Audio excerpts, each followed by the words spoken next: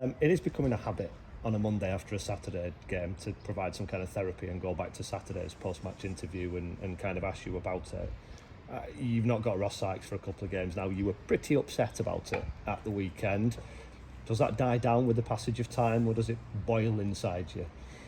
Well, technically it's not the same thing because it's Tuesday. Tuesday, yeah, I know. Yeah. Sorry for being pedantic there. Takes one to know one. To be a pedantic, I thought that was. I didn't think that was a noun. It's great these English lessons, aren't you? You'd be a pedant, wouldn't you? Perhaps, possibly, perhaps, maybe. No, my anger has subsided about 8 o'clock. I've learned to park things that irk me, that are out of my control.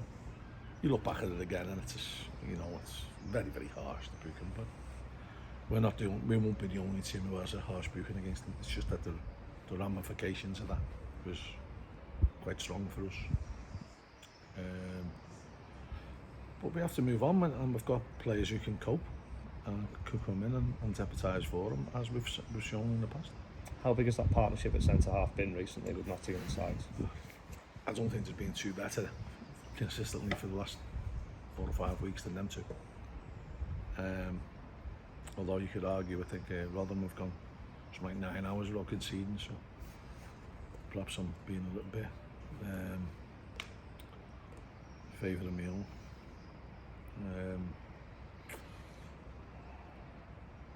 You can't even call it nepotism because they're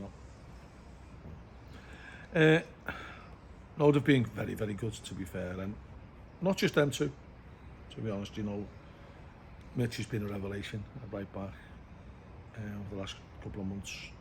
Yabs is slowly getting his feet and being an important member of the side. And then they have to be protected by the people in front of them as well. So the midfield have been doing their jobs and the forwards have been doing their jobs. So we've always said this: you have to attack as a team and you have to defend as a team. And people will stand out. And Ross stands out for his size anyway, but his performance is merited and standing out. And as I said, him and Notts have been great in the middle of the defence. It's always the thing when someone's absent that it's an opportunity for somebody else. When you're training and building up to games, how interchangeable are people in these roles? Do you have 3 or 4 players who will have played alongside Michael Nottingham in training, for example, on a fairly regular basis? Well, we have to, and we have to explore them things in training. That's something that we do.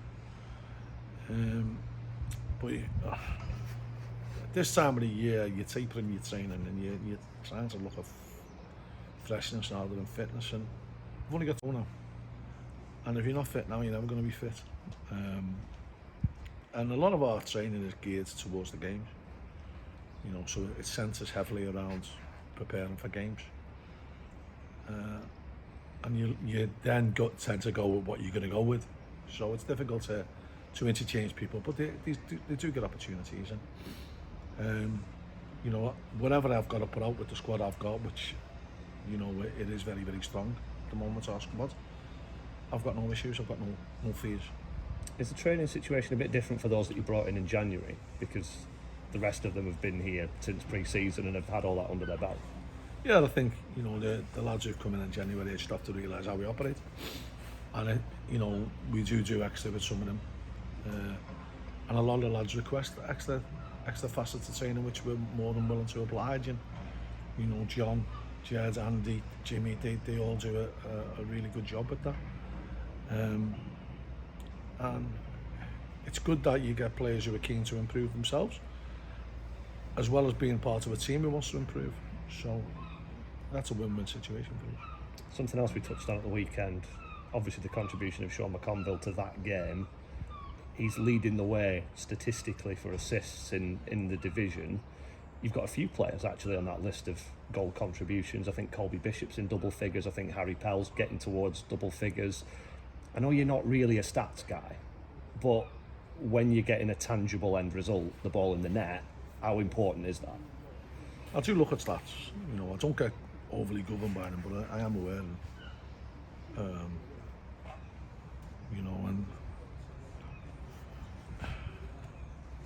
And it is, as you say, it's a tangible outcome, a tangible result that you can look at. And Sean's delivery for the last 4 or 5 years has been on the money all the while, you know. When he gets them wrong, they actually stand out because you're not expecting it. And that's how good his free kicks are in, and his corners are in. And we worked on them, the corner that we scored from, we scored twice from. And you know, it's great when it comes off and it's saying, I'd like to take the credit for it, but Liam Watson has to take the credit for that from Southport, because he'd send me videos over to their game the week before when they'd scored from 3 corners and 2 of them directly from the corners, and it was just a different facet that we could change around and alter our approach to attacking the ball. So that paid off, so thanks for that, mate. Does your experience tell you that you've got to do that? You've got to cherry pick and be a magpie for these things? I'm always looking to improve what we've got. I'm always looking to learn, and you know, set plays is one that you can pinch. You know, we developed a step over to something that was copied off us by probably 15, 20 teams in the league, no more so than Eddie Howe at Bournemouth, who, you know, brought it all the way into the Premiership. But we stole that off Emily, so you're always trying to improve, and you can certainly next set plays. It's how you modify them, adapt them to suiting your person. And just on Sean McConville, he had that very serious injury, of course, and a long layoff. At his stage of his career, players start changing their games and start playing in a different way. If he's still providing that quality, is he going to be in your team? If he still can be a difference maker and provide those assists, is he still one of the first names on the team sheet? Well, some players go through an injury that alters how they can play. You know, John Barnes, probably at Liverpool, was the classic example. So he wasn't ever going to be the flying winger who could go past people. So he dropped into midfield because he had a good footballing brain, and he was able to be a big important factor for teams in that position. Sean's never really had any pace, not blinding pace to. So the injury hasn't really altered what Sean's approach is to the game. Sean's very, very clever at getting on the ball, making things happen, getting into places that people don't want him to get into from the opposition point of view. And as I say, his delivery has always been very, very good. Pleasing that he got his goal as well, because it's good for him to get some rewards from that. And he's been clever enough to see that the keeper was edging over a bit too far, because it caused him problems with another type of free kick. So to be able to alter it, probably mid-run up, testament to how good a player he is. Sheffield Wednesday for you next. It seems like these look how far you've come moments are 10 a penny with the progress that you've made, but going to Hillsborough must be up there with those. We've come from the Unibond First Division to playing here. Yeah, and as I said, you can get a bit blasé about it. I watched them on Sunday, and we know what to expect from them. I know we lost 3-2, so it sounds like a close game. It wasn't as close as what the result suggested, in my opinion. And I think they'll see a different Accrington this time. I know you've referenced that game a couple of times when we've spoken in the last couple of months. Did those things stay with you? Although you always say that the last game doesn't have an impact on the next one. The ones where you feel like you've not met those standards, do they stay with you? They do with me. But I've got to be careful of that. Don't transmit that to the players and say, put too much pressure on them. We're finding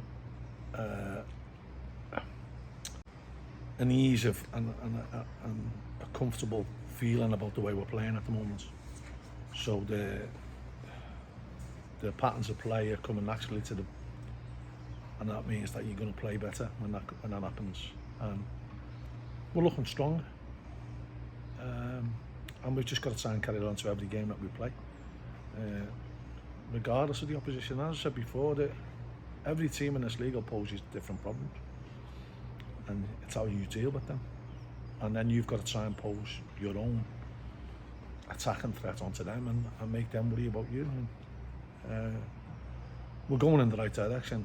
I'm far from a finished article, that's for sure. They're one of only 4 teams that have got better home form, better home record this season than you. How hard is it to win away in this division? I think it's always been hard to win away from home. And this division probably more. This division probably more. But you've got to keep trying to apply yourself. You've got to keep coming up with a plan and trying to stick to that game plan to try and go and win the game. I thought, our last away game was a classic away performance. Bitterly disappointed that we didn't get a nick at Rotherham. We were 9 points clear. And I think if Rotherham hold their hands up, they'd probably say that we've given the hardest game in the last month. So we've got to take that on to the next game we play. Is 3 away league wins a concern, or is it not quite that simple given the performances that you're talking about? It is a concern. But you can't moan about it, you can't dwell on it. You've got to go and try and improve on it. And we've got 3 away games now coming up, so we'd like to take something out of all them games. And how do the players take what they've done in the last couple of games into an away game? Because obviously we talked a lot about the atmosphere and making the home ground, a really good place for them to come. You don't get that stuff when you go away from home, but the pitch is still the same. Well, you get the crowd trying to influence the game more because they have the big crowd, but our fans are brilliant. Our fans will go up against 20,000 and not sing. So I've no issues on that score. Looking at their pitch, that's a concern with the way we play. I don't know, that it's got heavy down the sides and the top end by the goal line, so that's something that we've got to be mindful of. But every game we play, it doesn't matter where we go, we'll try and go and win the game.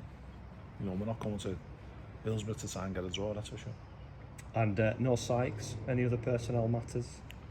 Not I'm aware of, no, but I haven't gone to signing yet, so